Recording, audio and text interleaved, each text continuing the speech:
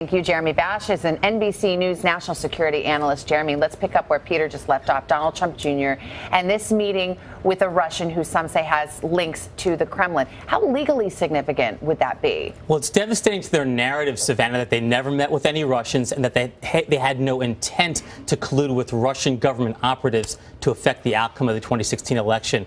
I would also say that campaigns oftentimes look for opposition research, but here we're talking about a foreign adversary government working with the U.S. presidential campaign. It is really unprecedented. This idea that they didn't think that the meeting itself may have been campaign related, that you would have Paul Manafort, that you would have Donald Trump Jr.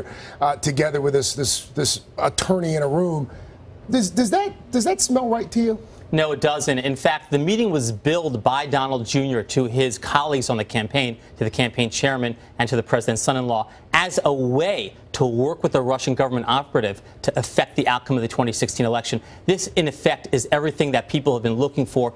This is not only devastating to their narrative, I think it's also potentially incriminating. Well, let's talk about this meeting that the president had with Putin at the G20 summit, because now we have conflicting stories about how hard the president pressed Putin about the election meddling. And the Russians say one thing, and now Secretary of State Rex Tillerson said that apparently that he didn't think the president had pushed him all that hard on the election meddling. Well, the Secretary of State's narrative was effectively that the president checked the box, that he walked into the room and said, hey, I have to raise this issue, so I will. Now the president is trying to say, no, I pressed him hard, but the Russians have put out a statement saying that the president accepted Putin's denial and everyone wants to kind of move on. There's nothing to move on. Either we think this is a big deal or we don't. It seems like the president kind of missed an opportunity to really push the Russian leader on this. There's some conflicting versions about precisely what else came out of that Putin-Trump meeting. Based on what we do know, how would you characterize that much anticipated face-to-face? Well, I think it was, again, a missed opportunity for the president because he could have pressed him on a number of issues,